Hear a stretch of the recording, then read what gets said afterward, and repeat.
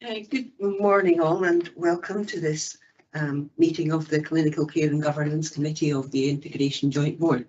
Thank you all for coming along this morning. I'll just begin the meeting, I think.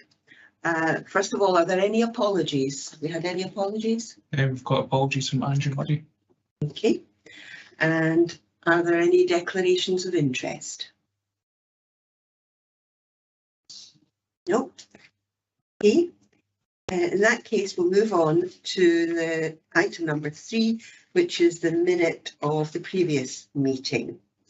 First of all, can someone agree that this is a correct minute of the meeting? Yep. Nobody. And are there any matters arising from it? No matters arising? Okay. In that case, we'll move on to the action log. Now, the action log, I think the item on care opinion is on the agenda, and the other item is completed. So there's nothing to read on the action log. No. Okay, thank you. We'll move on then to agenda item number 5, prescribing proportionate care project.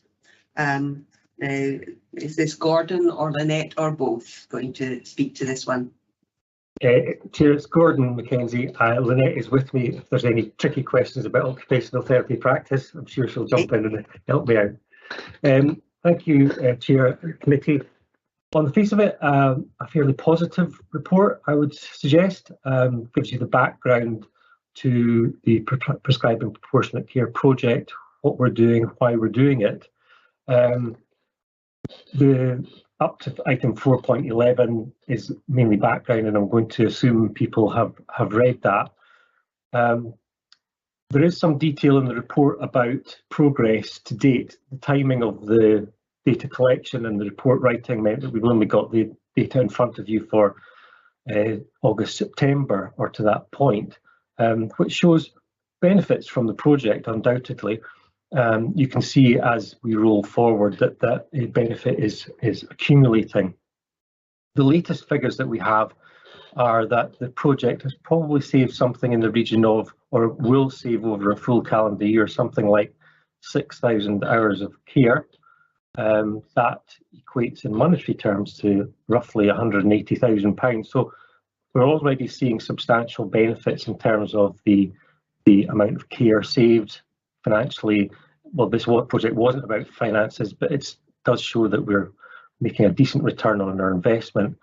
Importantly, we're seeing real benefits for service users, and we're freeing up care package time to put towards service users who currently don't have packages of care or need increases in package of care.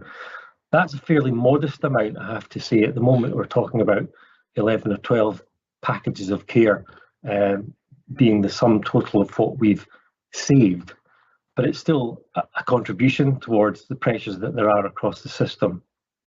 I think one of the things that I would highlight in the report are the challenges in rolling this out.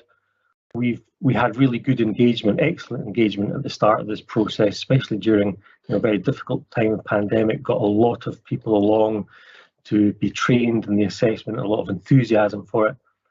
It's been really, really difficult to free up staff time at the rate that we wanted to in order to carry out the assessments and provide and deliver the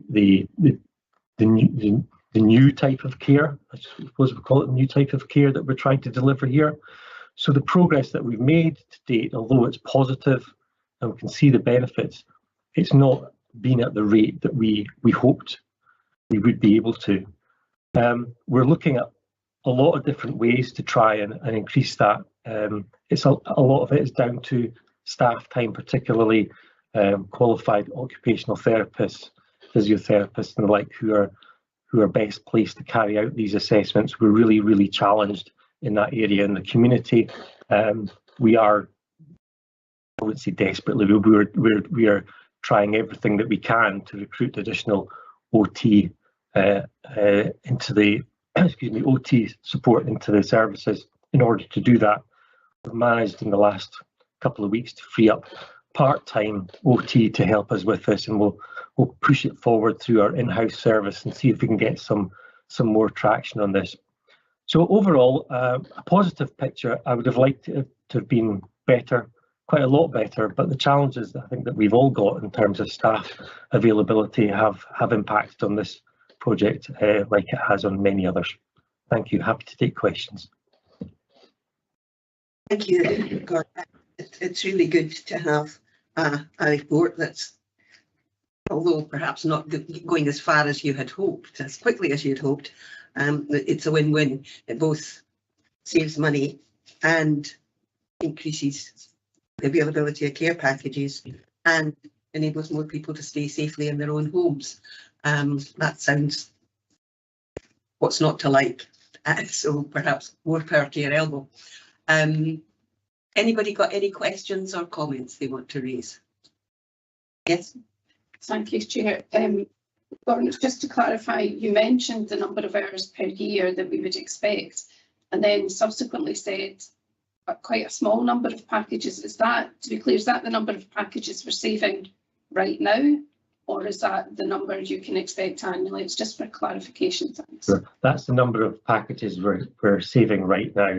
So broadly speaking, 10 care packages are average about 10 hours per care package. So that's 100 hours a week. You gross that up over a year and that's 5,000 hours. So it's a little bit more than that we've, I think it's 11 or 12 care packages equivalent that we're at the moment. So that's how we got to that big number, and that's where it comes from. So you can see that, you know, even a small benefit, the limited progress that we've made has already had a significant benefit.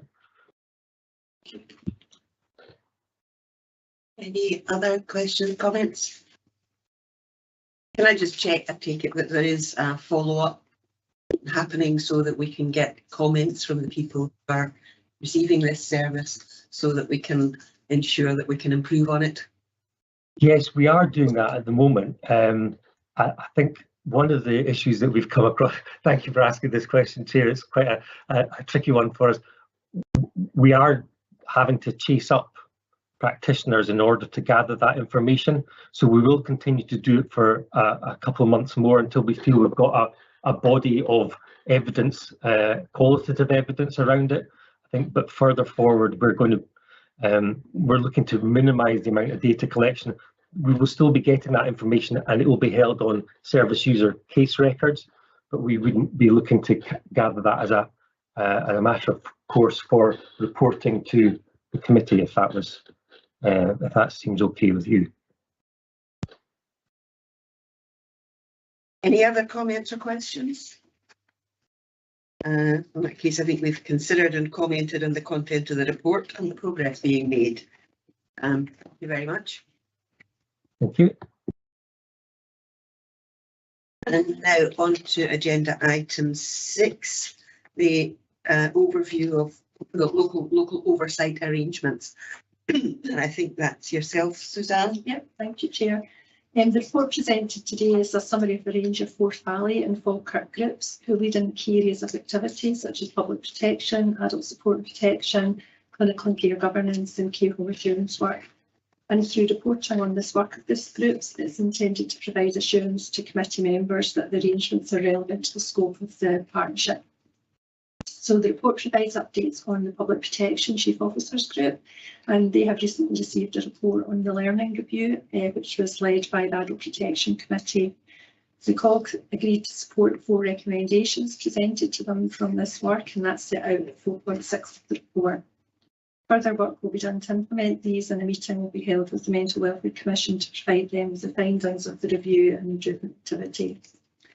The COG also considered their risk register, and that was fully discussed, as well as receiving data summary reports and scrutinised adult support and protection and child protection performance in these areas. We've also provided an update on the recently established Health and Social Care Partnership Clinical and Care Governance Management Group, and this has been meeting bi-monthly since its first meeting in July. We've established an agreed reporting template that services use to present issues, pressures, mitigations and successes. A learning from incidents subgroup has been established to identify improvements in the handover of care at point of discharge, and the report sets out the initial work done by this group.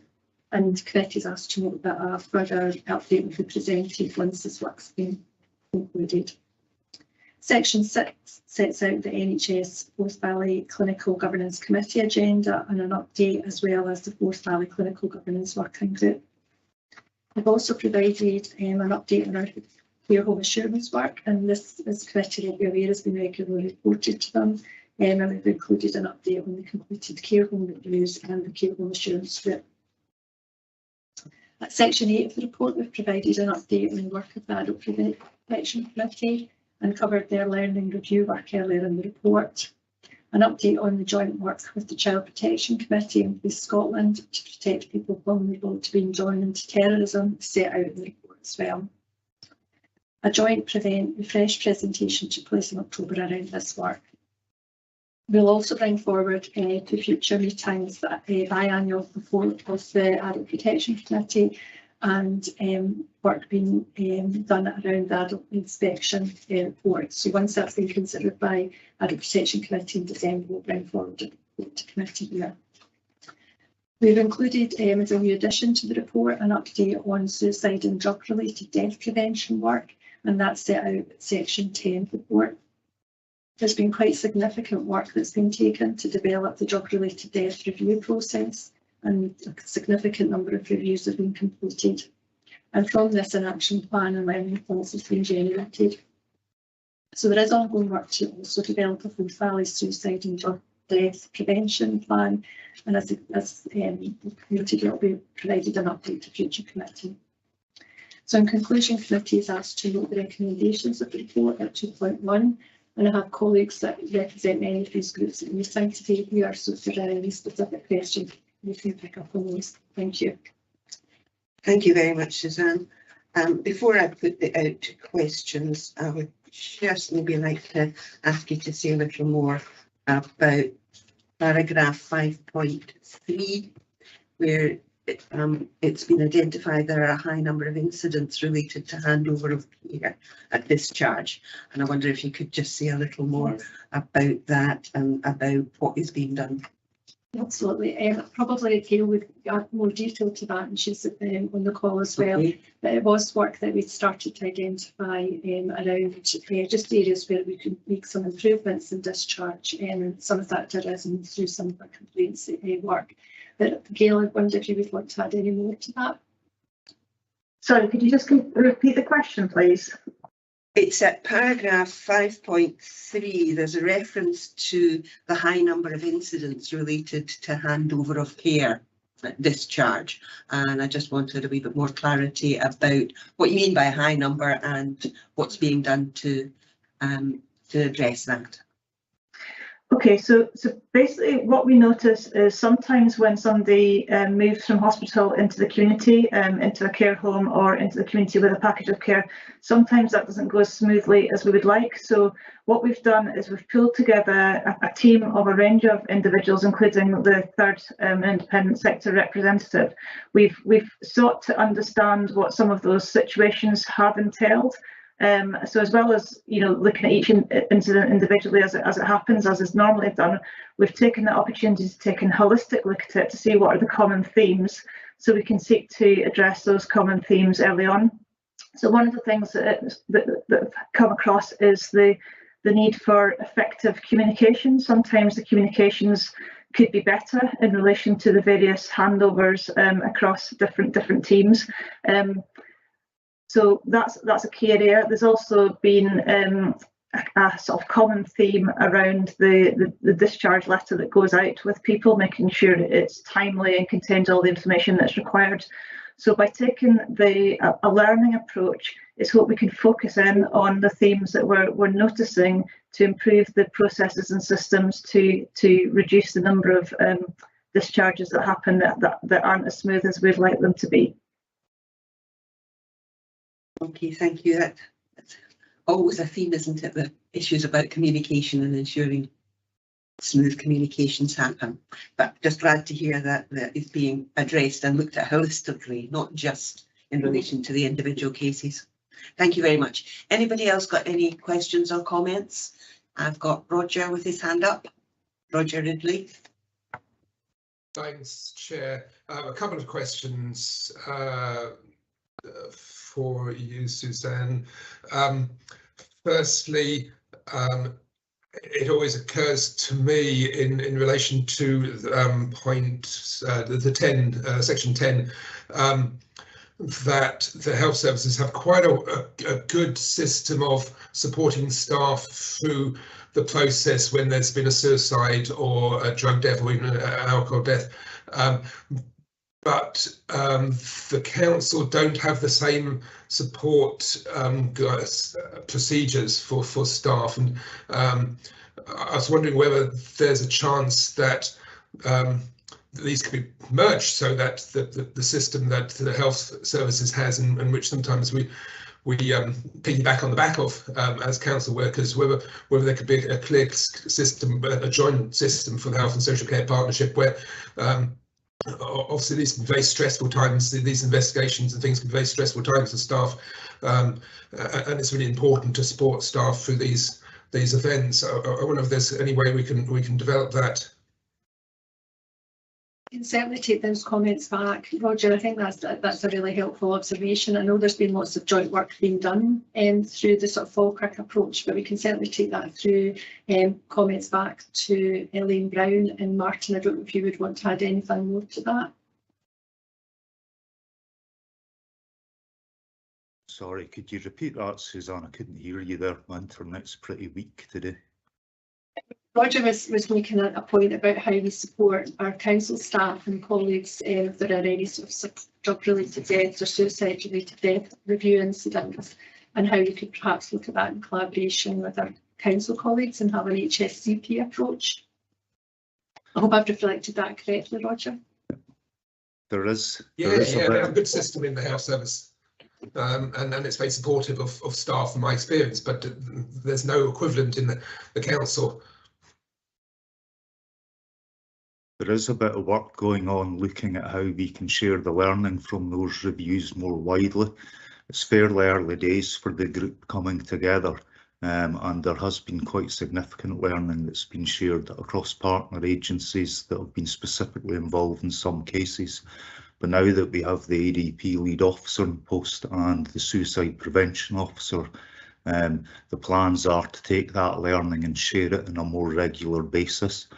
There's also a request for some more oversight from the Chief Officers Group as well in relation to this, and the plan would be to share that learning much wider across partnerships going forward.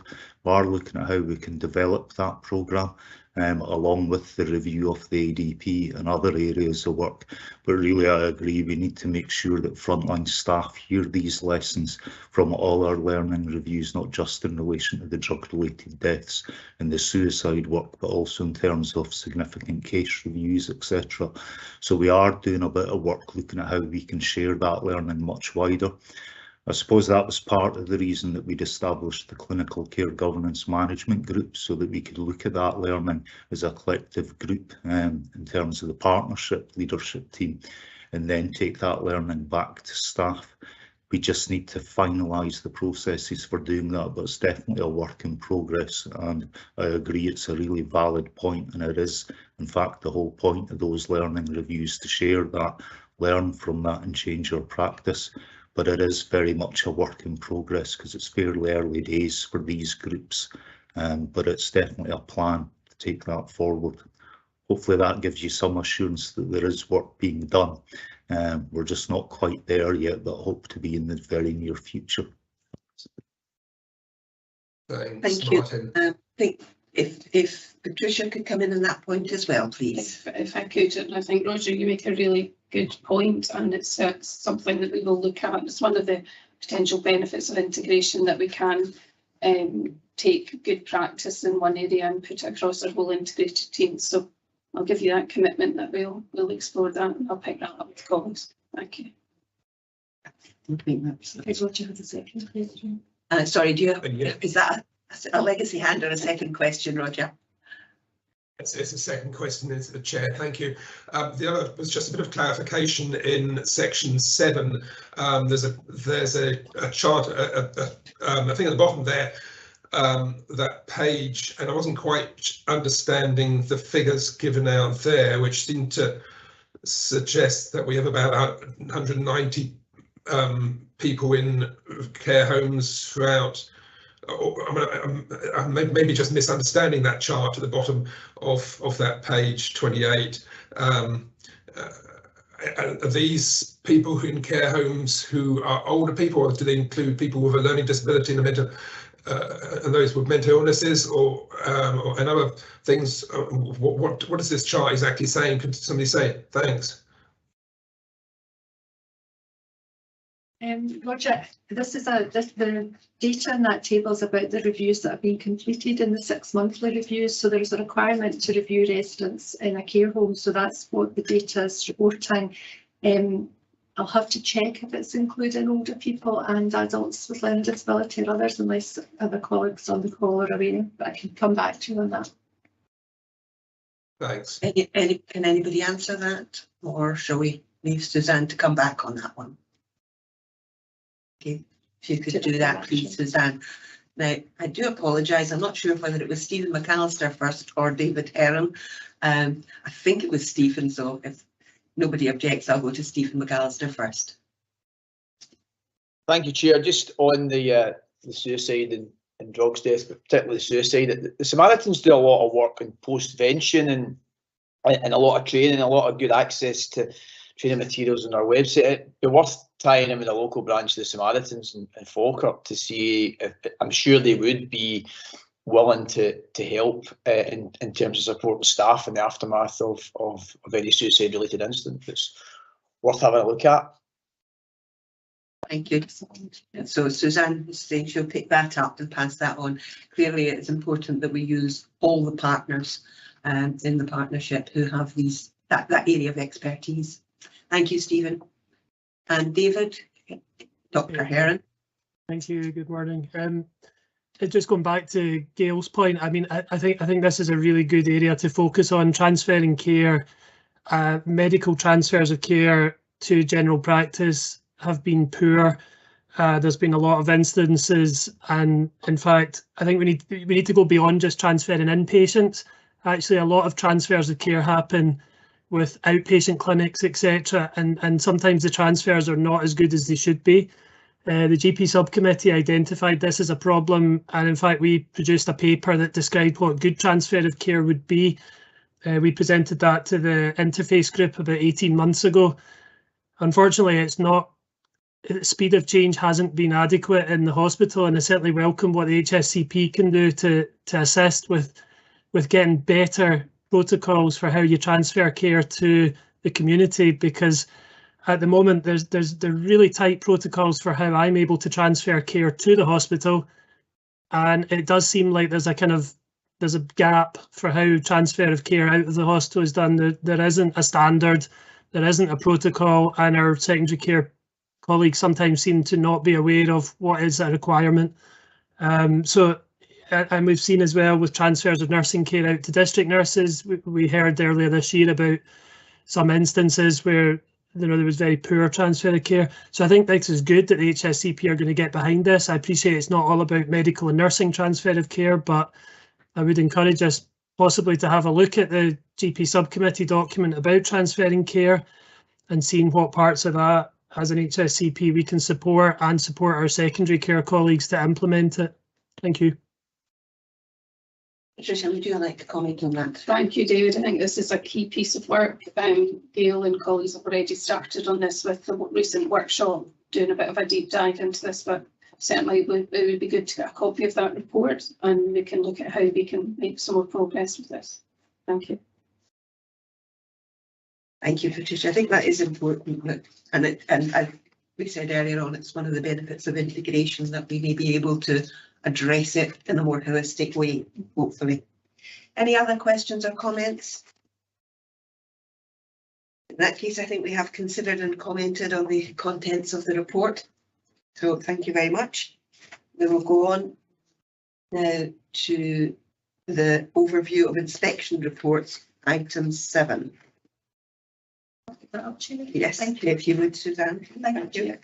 The report presented to committee provides an update on 2 published inspections and notice provided by national organisations of planned activity. So in relation to our inspections at section 4, provided an update on our unannounced care inspector inspection on Summerford House, and that took place on the 16th and 17th of August. The inspection considered 5 quality outcomes and the services were assessed as 5, which is very good, against 3 of those indicators, and good, which is 4 against 2. And we've noted that at table 4.3 of the report. The inspection also noted that areas of improvement that had been identified from an earlier inspection had been met. We've also provided an update on the Mental Welfare Commission announced inspection of Hope House that took place on the 24th of August. Hope House is a 6-bedded secure female unit in Bellsdyke Hospital, and the report has set out a number of areas of good practice and also identified 4 recommendations, and those will be taken forward in the improvement plan. The report also sets out planned work that the Mental Welfare Commission have given us notice of, and that is at 4.11. So we've had our annual meeting, and we're also set out some work around community-based compulsory treatment orders work that's planned. We've also noted the establishment of an independent review of inspection, scrutiny and regulation, and that's summarised at 4.15, and we can provide further updates as that information becomes available. So in conclusion, the committee is asked to consider and comment on the report as noted at recommendation 2.1. Thank you. Okay, thank you, Suzanne. It's obviously pleased to see that in relation to Summerford House, we get nothing but very good and good. We just need to make sure that the good becomes very good next time. Does anybody have any comments, questions? Roger, first, please.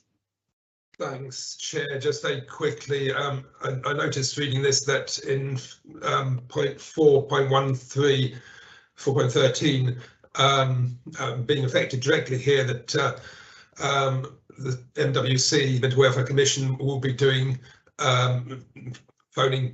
contacting mental health officers, social workers, etc.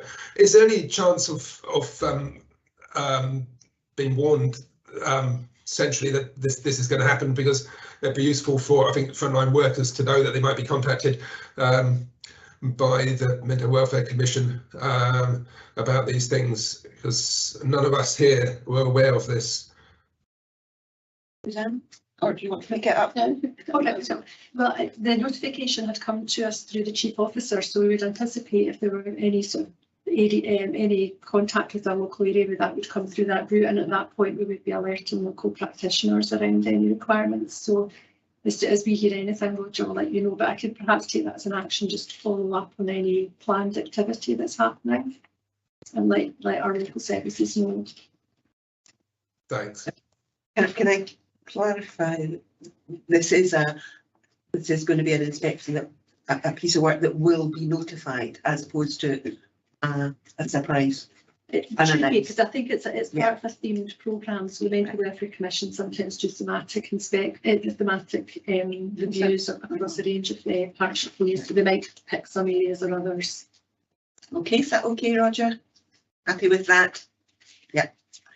Any other questions or comments? Okay, on that, we have then considered and commented on the content of this report. So we will move on now to the item number 8, the duty of candour annual reports. And I think, is that going to be you, Sarah? Yes. As Chair, it's Sarah. Yep, I'm going to present this report. So good morning to you and good morning to all.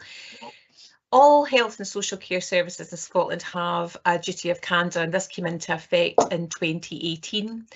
This is a legal requirement, which means that when unintended or unexpected events happen that result in death or harm as defined in the legislation, the people affected understand what's happened and receive an apology, and the organisations learn how to improve for the future.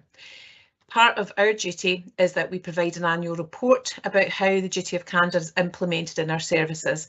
The Falkirk Council Duty of Candour report is published in the Chief Social Work Officer annual report, and that's going to be presented to Falkirk Council in December, and that satisfies the requirement to publish the report.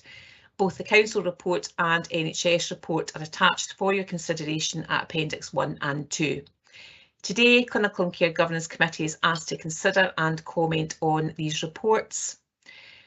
Background to our duty of candour duties is presented at section 3, and this shows committee when the duty must be activated, both in relation to the timing of activation and the circumstances and what we are required to fulfil.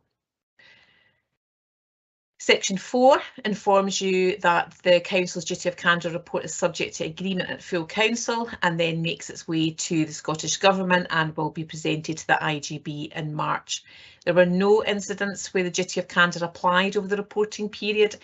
An important aspect, however, of duty of candour is that our employees are aware of it and that they are and what they're required to do. We need to make sure that we're keeping up with learning. There are e-learning modules to support this purpose, and there's guidance, and also the Council's or our complaints procedure references duty of candour, and that makes sure that there's public awareness of this too. So Appendix 2 attached is the NHS Forth Valley Annual Duty of Candour report for 21-22. Every adverse event is reported through the NHS Forth Valley Clinical Governance Reporting Structure, and through this, incidents that trigger the duty of candour procedure are identified. The decision on whether an event activates the organisational duty of candour procedure is undertaken by the NHS Forth Valley Medical Director, who is the executive lead for clinical governance. During the reporting period, there were 9 incidents where the duty of candour applied, and the report also notes that there are a further 9 reviews underway where duty of candour has not yet been established. As required, NHS Forth Valley has informed the Scottish Ministers that this report has been published on the NHS Forth Valley website, and that satisfies their requirement for publication of the report. I'll just refer committee back to the recommendations, Chair, and happy to take any questions, ably assisted, I believe, by Linda for questions in relation to NHS duty of candour. Thank you very much. Thank you very much, Sarah. And pleased to note that although there have been none in Falkirk Council, no duty of candour incidents, then but you're not sitting on your laurels. You are continuing to ensure that staff and managers are being vigilant, I think is the term. Now, can I just ask one question, which it may not be yourself, Sarah?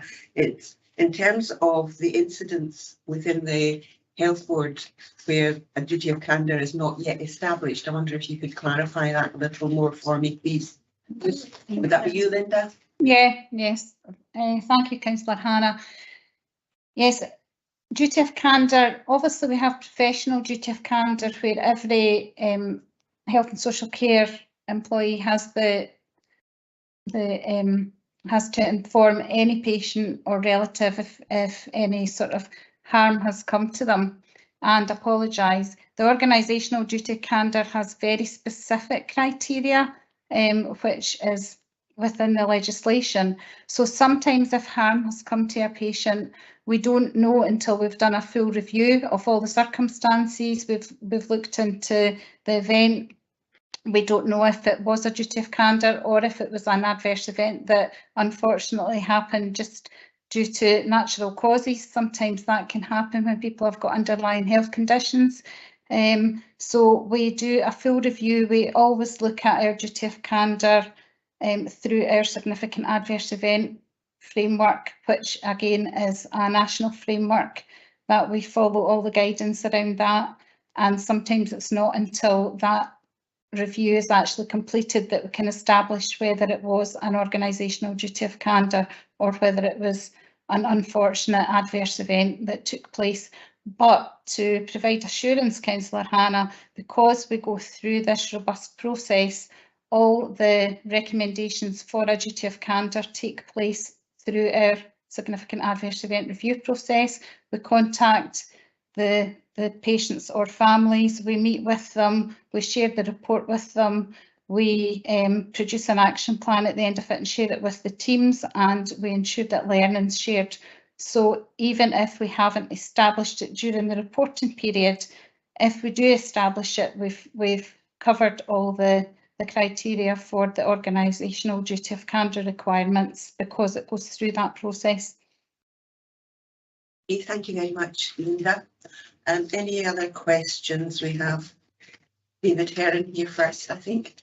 Yeah, I suppose just a positive comment. I think the SAER process, I think I've been involved as one of the reviewers, and it's a painful process looking back on these events, but you know, I've been impressed with how professionally run it's been, the depth with which we look into these cases, and the reports that we produce from them hopefully can lead to changes, and I think the process has been run very well. We've got sort of professional reviewers who sort of lead the process, and we get people in from the different specialities involved. So I've certainly found it quite a positive process. Thank you. Thank you for that. Yes, and the changes that have been highlighted in the appendix in terms of the learning process. Any other questions or comments? Okay, in that case, as recommended, we have considered and commented on the report, and we can move on now to agenda item number 9. And I think this is back to you, Gordon, in this case. Am I right? Or well, myself and Mandy. Mandy joined us to deal with the NHS complaints. Mandy, it's okay with you. I'll go first. If that... Perfect, Gordon. Right. Thank you. Thank you, Chair. Thank you, committee. Unfortunately, this is from the social work adult services point of view. This is not a good report, not one that I would have wanted to bring to you. The figures in the table at 4.3 show a significant decline in the number of complaints completed within timescale. Give you a bit of background on this. About 18 months, 2 years ago, our figures for stage 1 reporting within timescale were languishing down around in the low 50s, and we did a bit of work then, quite a bit of work then with frontline managers about how to respond to complaints, the different ways of it's quite a clunky sort of complaints software that we're using, but impressing upon them the importance of responding to complaints within timescale. And we saw a significant improvement for the year April 21 to March 22. The performance rose to about 79%, I think it is, and 77%, sorry. However, we've seen a steady decline over the last few quarters, and to be honest, I think yes, we need to have a refresh of this. But the complaints performance in the last quarter, the quarter which we're reporting, shows quite a substantial decline, and so we've instituted a number of actions which trailed at 4.9 in the report. Basically, we're going back to individual managers. We've done a session already with the community care team managers who are responsible for complaints about the importance of complaints, going through some of the detail of complaints mechanism, how to ensure that you don't get caught out timing wise, that sort of thing. But it comes down to individual workloads and individual responsibility to complete the responses within time. So locality managers, myself included, and senior service managers, we've given the details on individual performance, and we're following that up with the managers themselves to see what advice, guidance or support they need in order to complete a far higher percentage of complaints within timescale.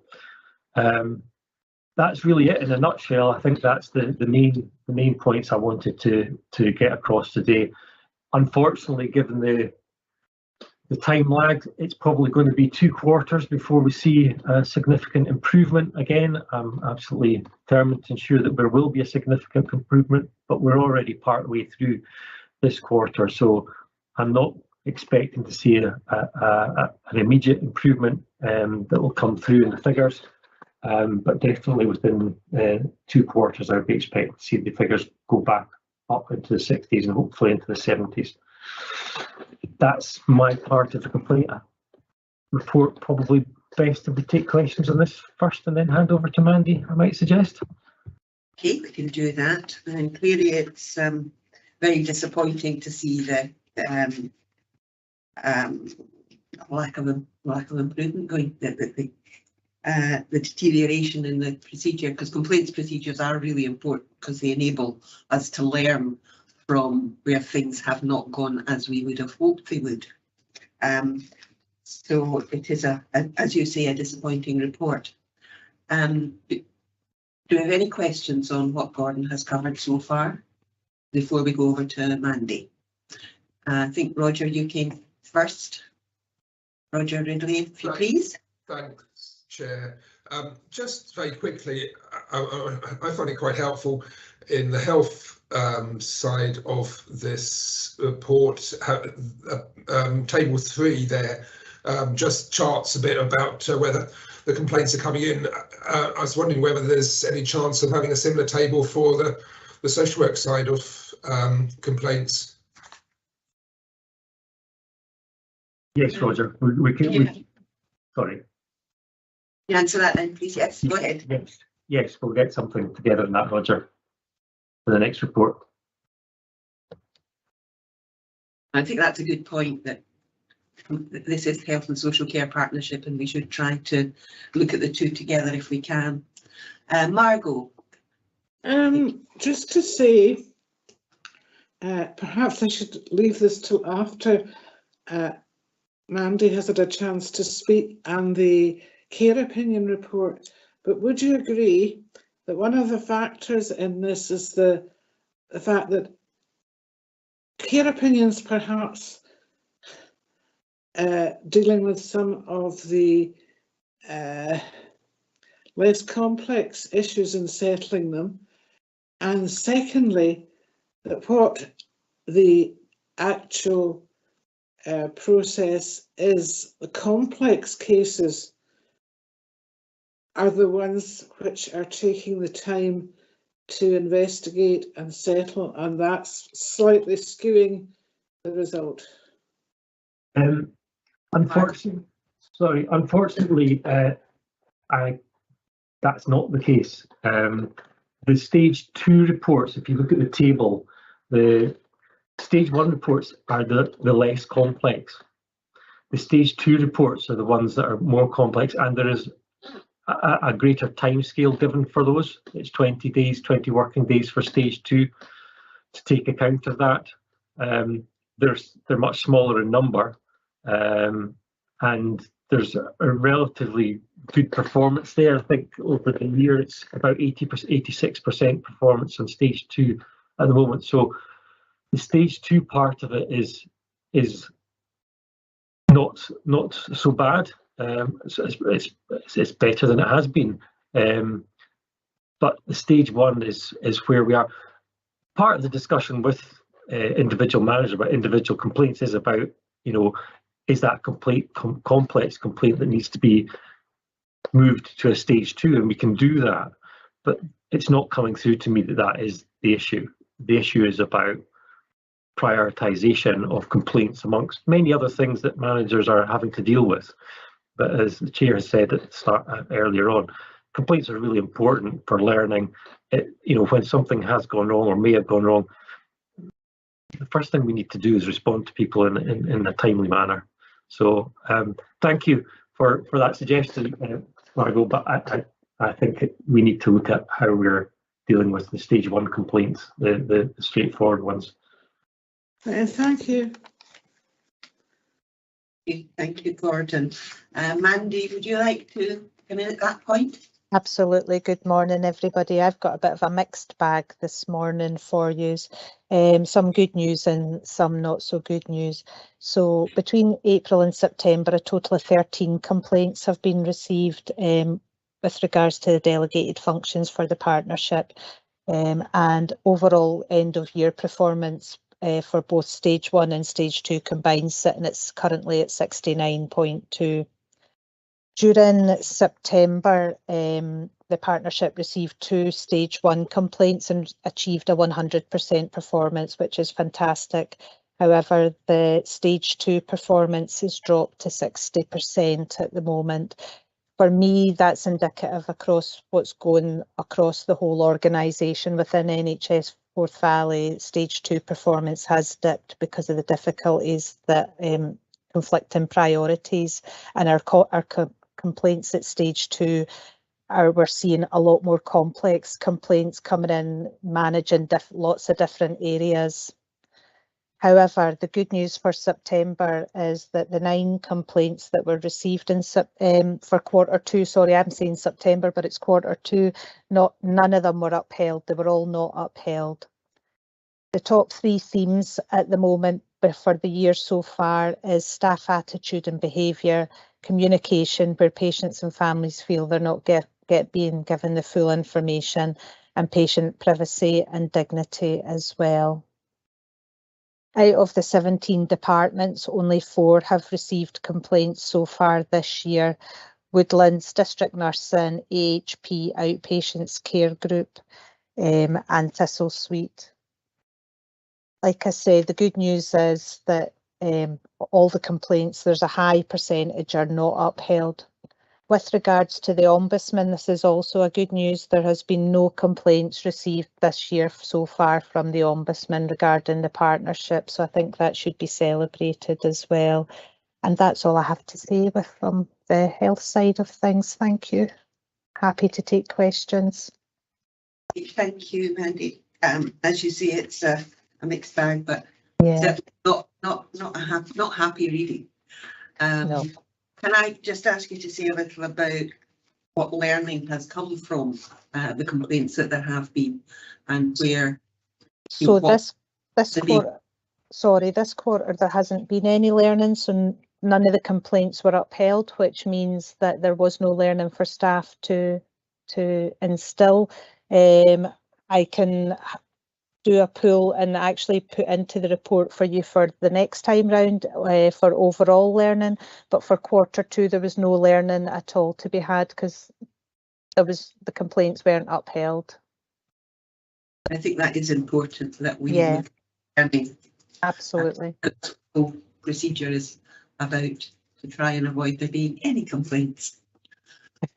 Anyone else have any questions? Okay, in that case, we have considered and commented on the content of this report. Sorry. Oh, sorry, I missed that, Margot. No, I realised I should have waited till after Mandy made her presentation. Right, that's okay. And also, I would just say, and I'm always saying this, I think, and we'll see this in the presentation for Care Opinion, some of the complaints are deflected through there being a sort of resolution at Care Opinion level, but I would also wonder what effect the shared care, and I'm always making this point, is having on the complex cases. Do you find that some of your partners in other centres of care are as prompt as they should be for reaching a resolution of particularly significant event type complaints? I think there's actually a very quick response with the big complex complaints. The first thing within patient relations and staff across NHS Forth Valley is that we get them in for a meeting and do a face-to-face meeting rather than making them wait the 20 working days to get a written letter. Meetings were put on hold for a bit during COVID, however, they've stepped up significantly. And also I have a close working relationship with Linda's team, where we sort of discuss high profile complex complaints and whether they're going through the SAER process or not. So we've got a lined up approach with regards to the big complex complaints, Margot, and hope to get early resolution as quickly as possible. Thank you. Okay, thanks guys. Have a good rest of your meeting. Thank you. Thank you very much, Mandy. And so I'll now say that we've considered and commented on the content of the report and the actions taken. And we will move on to agenda item number 10, the care opinion report.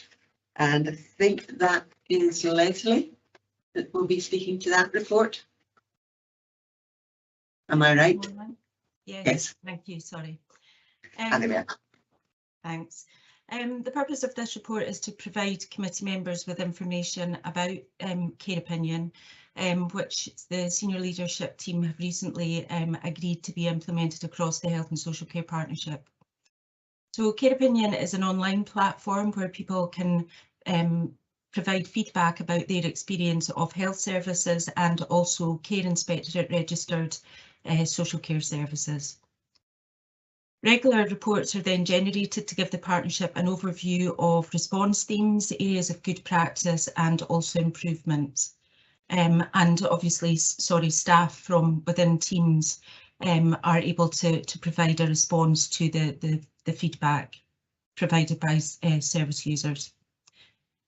Care Opinion supports the commitments outlined within our participation engagement strategy by ensuring that the partnership providers have independent mechanism to engage with a wide range of people. This will drive forward quality service improvement and build a reputation for openness and transparency across the partnership.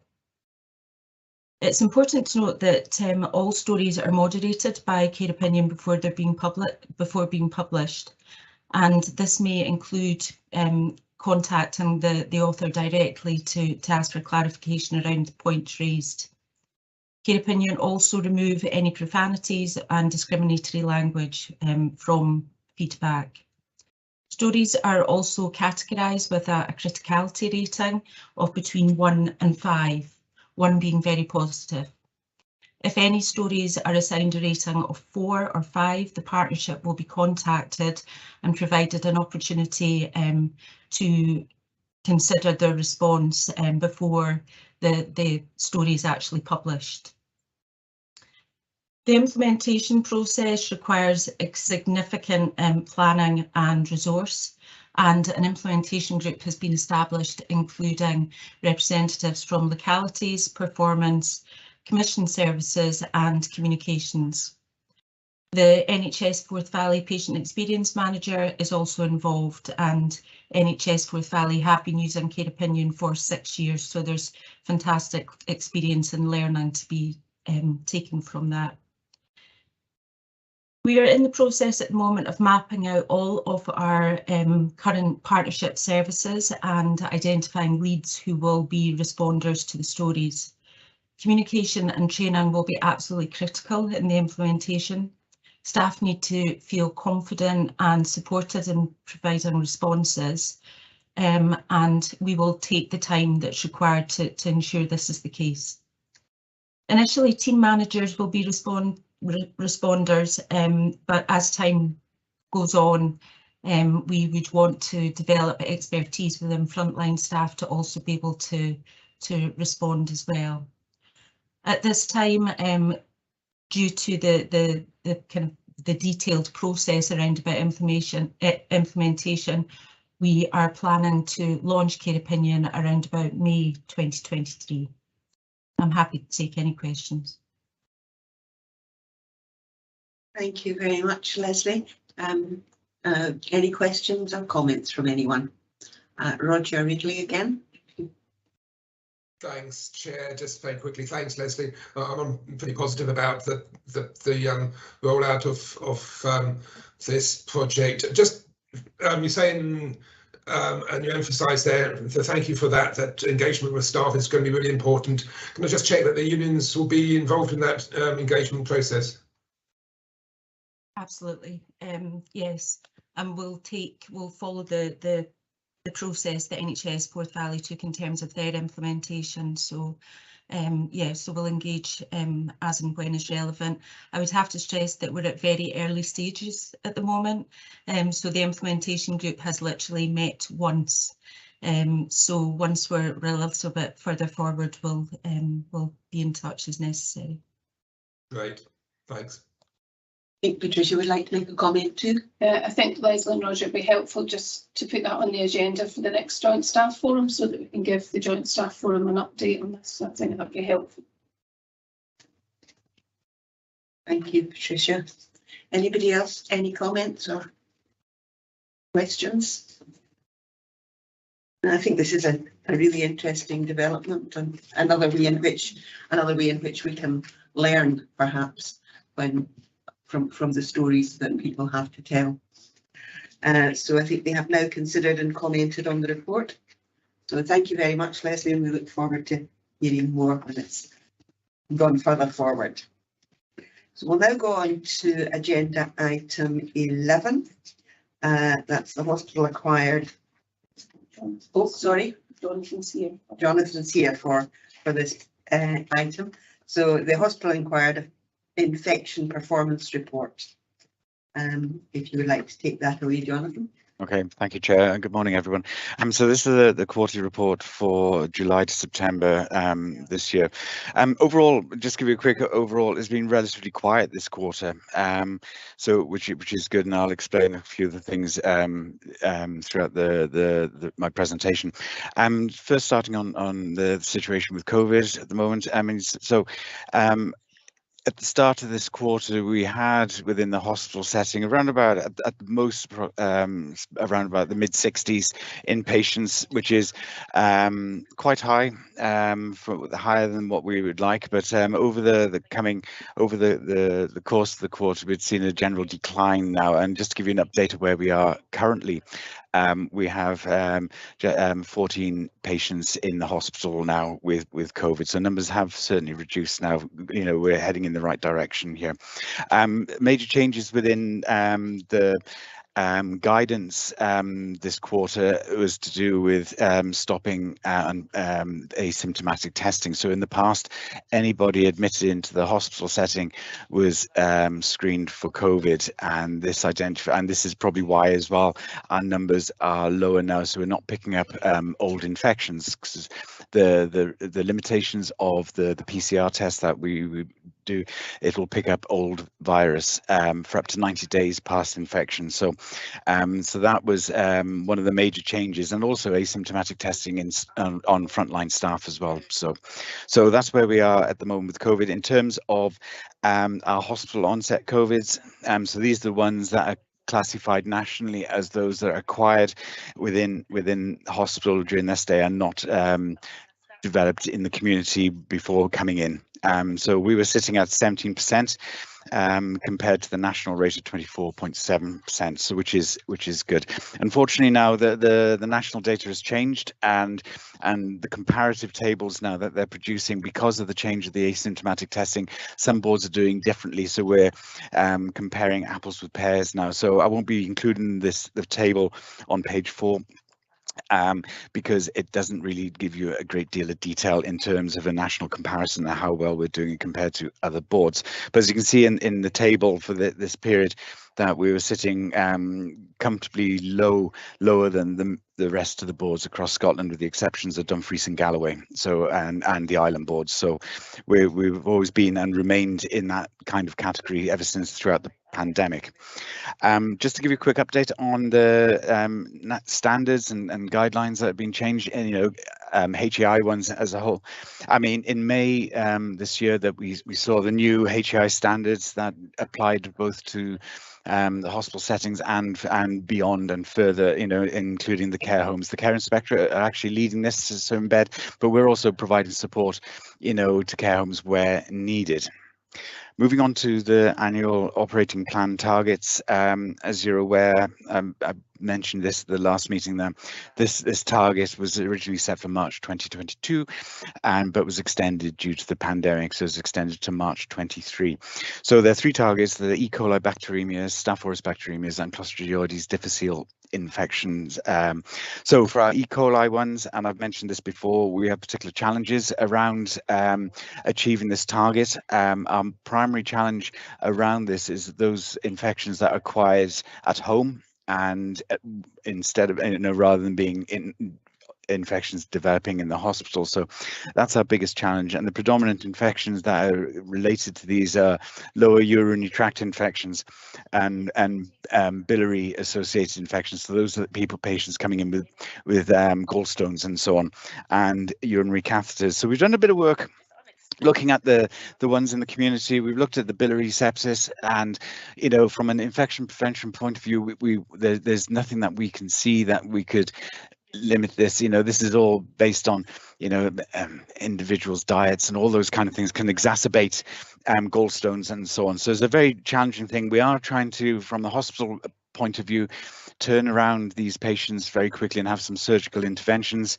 Currently when patients come in with a blocked gallbladder, they generally don't get any surgical interventions at the time. They've got to wait for inflammation to die down, and as a result of that, we're trying to turn around these patients sooner rather than later, so we can help speed people up and stop having people having recurrent infections. With the urinary catheter ones, we've had a look at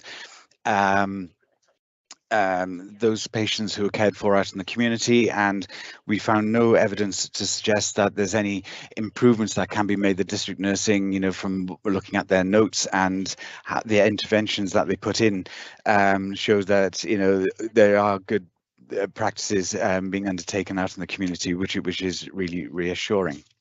For our Staph aureus bacteremia targets, we're quite comfortable, and we anticipate that we'll achieve that target by March 2023.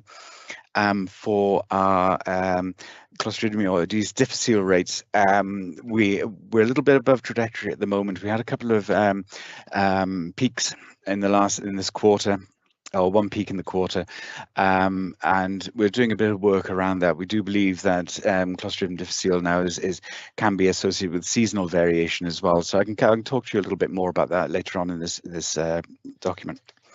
So moving on to specifics of the Staph aureus bacteremias, again, we saw a decrease this quarter. We had 6 reported cases compared to 16 between in April and June, which is a good reduction. Within Falkirk Community and Bowness Community Hospitals, there were no reported cases for this quarter. Our device-associated bacteremias, again, we've seen a reduction this quarter. We had 16 reported cases compared to 21 in the previous quarter. And again, Falkirk and Bowness, there were no reported cases here, which is good. Our E. coli's, like I said, our numbers remain quite high, and you can see in the graph on page 10 that we did exceed our control limits there. So we're doing quite a bit of work around that. We do submit, when we do exceed our control limits, we do report to RHI Scotland, which is our national part of National Services Scotland, who oversee our targets and our mandatory reporting, and they're quite satisfied with the work we've done and do recognise that there are challenges out with the control of the infection prevention control teams. Our Clostridioides difficile infections, again, remain stable. We had 11 reported cases, and that's the same as the previous quarter. We had no reported hospital Clostridium difficile infections, which is good. Moving on to the estate and cleaning compliances, overall the board-wide totals remain very consistent for our Falkirk ones. Our cleaning scores remain good at 94%. Our estate scores remain slightly below the 90% that we would like to see. We're sitting at 88%, but you can see in the last 4 quarters that we remain very consistent. Our Bowness hospital scores also remain relatively consistent and in the green. Finally, moving on to incidents and outbreaks. I mean, in total across the hospital settings, we had 7 reported outbreaks over the quarter, but there were no reported outbreaks in either Bowness or Falkirk Community Hospitals. So that's the end of the report. So I'd be quite happy to take any questions. Thank you. Thank you, Jonathan. I would just like to start by asking about the E. coli, because that seems to be consistently above the average. It does, yes. And quite some time, and just to say a little bit more about what is happening to identify reasons and address it. Yes. So what we've done, so we know nationally, we have a 25% reduction, on our E. coli. The reason why E. coli in particular, E. coli is an organism that's in, just to give you a bit of background to E. coli, or Escherichia coli as they hear. It's not E. coli that causes these big outbreaks you hear in food places and so on. It's not that kind of, that's a variant of the E. coli. This E. coli is an organism that inhabits the gut, and it's quite ubiquitous within the gut. Just to give you an idea, the number of organisms in the gut, in 1 gram of feces, there's 10 to the power of 9 E. coli bacteriums in there. So a huge amount of organisms in there. And as a consequence, it's the most common organism that causes urinary tract infections and so on. So and because it lives in the gut, it can cause other issues such as like biliary tract infections and so on. So what we're finding within the hospital setting, arguably probably the most common, so looking at organism infections that we can actually reduce, which are reducible, arguably are urinary catheters, certainly within the healthcare setting. And we're kind of unfortunate, but fortunate in some ways as well. We also, like I mentioned about the device-associated bacteremias, then that would also include urinary catheters. Now, that's not a national requirement. That's something that we've been doing uniquely in Forth Valley, and just unique in Scotland, what we're doing, because we felt that rather chasing specific organisms, that we were chasing the procedures and the types of things. That's why we're looking at device-associated bacteremias, but in that was urinary catheters. So we've been doing work on catheter reduction since 2014. So our hospital rates have reduced quite significantly since then, even before we even started looking at E. coli. So from the hospital side of things, we do find it quite challenging to reduce it, bearing in mind that people do get infections with any device that's in situ, because it's a great access point for bacteria to, and especially because like for urinary catheters and the location of it, and with all the E. coli present in feces and what have you, it is a very common organism that does cause infections. The biliary sepsis is the biggest challenge that we do have, and we looked at that. We found that 50% of all patients were known to have gallstones. Maybe the prior, a few months to a couple of years prior to their infection. And what happens, sometimes they are conservatively managed if patients reduce their fat intake and all that kind of thing, have a better diet, then that can reduce the likelihood of the gallstones developing and blocking the gallbladder, which could then lead to infection. So we've looked into that, and we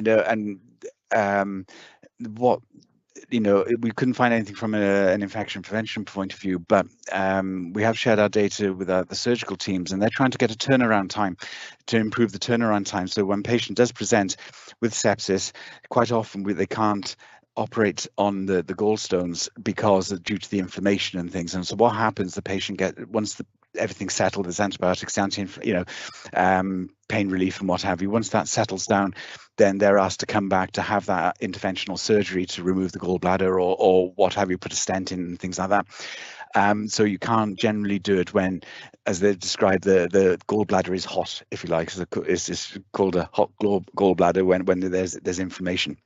So they're trying to turn around that time from initial diagnosis to surgical intervention. So work's ongoing with that, and our associate medical director is leading on that. In addition to that, we are in the process of procuring particular surgical instruments that will be able to operate at that time of inflammation and at that time of acute infection. So we're hoping that those kind of factors will actually reduce the numbers of biliary sepsis going forward. In terms of what numbers, I couldn't tell you. I don't know. We'll have to wait and see about that, because it's very difficult to pull that data, you know, whether or not a surgical intervention sooner would have reduce the likelihood of that infection, bearing in mind that 50% of all the patients that we do receive have had no previous medical history of gallstones either. So it's a difficult one. You know, urinary tract infections is another one that's very common. And these are people, when you have a normal urinary tract infection, sometimes it can progress and lead into sepsis, and that's predominantly out in the community, and which is very difficult. There were national campaigns like the hydration campaign about, you know, encouraging patients to, or members of the public to monitor the colour of their urine. If you like, if it's too dark, then they need to drink more water, because we know that, you know, if you become dehydrated, you're more likely to become infected with the UTI, and then the consequence of that is you know, potentially you know, systemic infection as well. So, and I did mention about the urinary catheters as well out in the community. We did look at this, and we've got a system called Track Care, which we monitor, you know, which has got a raft of information, including the district nursing notes as well. So we've traced back of all these patients who have been positive, you know, have come in with catheter associated bacteremias, and we looked into that, and from what we can see, that there was no reason for any improvement that we could see from the district nurses. We could see on the day that the patients made contact with the district nurse then attends the patient that day, because you can see this all logged on our Track Care system, and you know, and sorry, you'd be very thorough, but okay, sorry. I just thought I'd answer your question. So yes, to summarise, we're doing a lot of work around it, you know, but we do recognise there is a big challenge. Our High Scotland are national people who are aware of what the work we're doing, and they're quite satisfied with what we're doing. So I'll be quiet now. Sorry. Okay, thank you very much. Margot, you've got your hand up. Well, it actually kind of follows on from your question. But in the interests of the patients that I represent and for my own learning curve, item 5.1 about sepsis and the number of cases which are developing, I don't know if it's within the remit that you follow, but I just wondered how much monitoring to prevent the development of sepsis goes on in hospital, because we're seeing from a public perspective these public information films about the symptoms of sepsis, and I used to be on Dan Beckett's sepsis group, and I just am conscious of the speed with which, if you tackle it, you may prevent it from becoming devastating with amputations, etc., or death resulting. So I just really wondered if part of your remit is seeing about this, although it's, I know, not one of the headings, but I know that the link's there in 5.1. I think for what you're saying, we use a tool called the Sepsis 6 protocol. So there's a checklist, and you know, so if patients trigger temperature or Rigering or whatever, a blood culture is taken, you know. So I think as soon as that started, we are taking more blood cultures, and so we are picking up more, but also our machines within the microbiology lab are now become more sensitive as well. So we're picking up more things, which is good. It's good for the patient, you know, but as a consequence of that, we are identifying more infections as well. But that's you know, it's not so good for the numbers and the targets, but it's good for the patient in the first term. Yeah. Thank you very much. Okay. Okay, thank you. Has anyone else got any other questions or comments? No. In that case, I think we have considered and commented on the report. Thank you very much, Jonathan. Thank you. And we'll move on to agenda item number 12, Clinical and Care Governance Committee governance. not easy for you to say. So I think that's Dave that's going to speak to that one. Yes, thank you very much, Chair. And the purpose of this report is to propose a programme of meetings for the committee and an indicative forward planner for 2023. So I'll just draw your attention to section 4, the proposed meeting dates for 2023, all starting at 9:30 AM are the 24th of March, 23rd of June, 22nd September and 24th of November. The CCGC's previously agreed a forward planner, and this aims to ensure the committee is compliant with the Falkirk Clinical and Care Governance Framework in terms of reference, and you can see the draft forward planner for 2023 attached to Appendix 1. Obviously this is just a draft and it's a working document. Some reports will change, but it gives us an indicative work plan for 2023. If I draw your attention to section 5, so following the end of the COVID-19 related social distancing restrictions, the Integration Joint Board agreed in June 2022 to meet virtually for the remainder of the year and to consult members on future meeting arrangements. That consultation has since taken place, and the board agreed at its meeting last Friday that the meeting arrangements for board and committees will be on a hybrid basis, and it will use Forth Valley College for our Q1 meeting so that we can review that proposal, see if it works for the board or not, and then we can make a decision again. The board will make a decision again at the end of Q1 about how it wants to move forward. So just to go back to the recommendations, we're just asking the committee to agree the programme of meetings for 2023 and consider and comment on the draft forward plan for 2023. Thank you, Chair.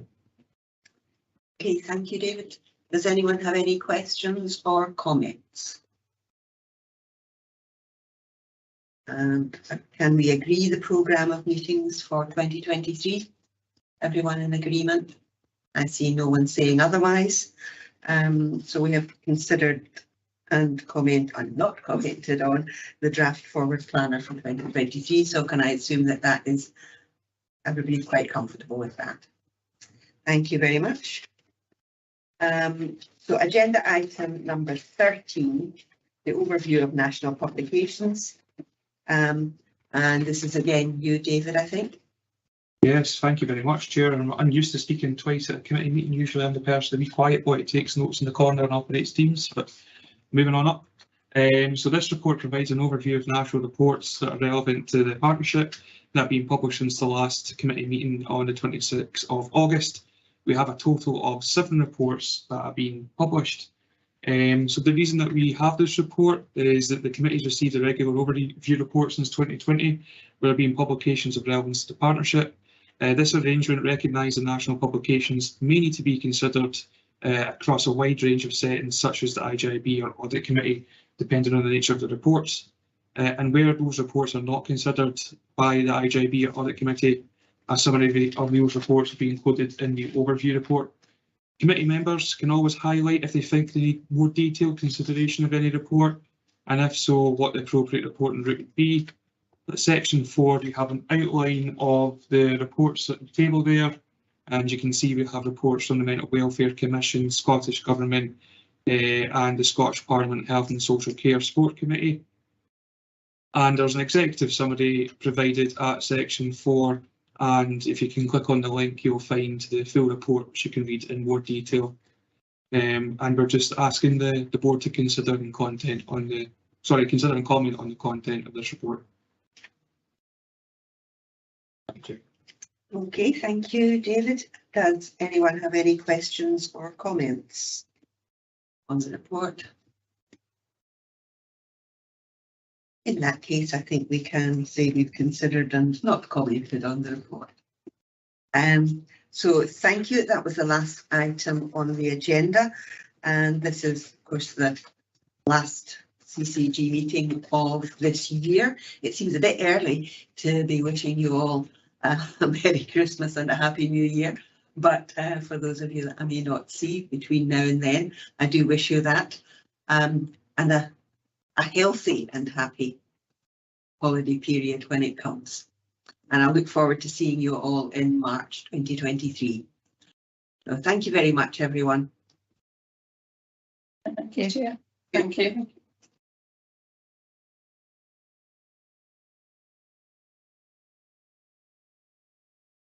That's stop.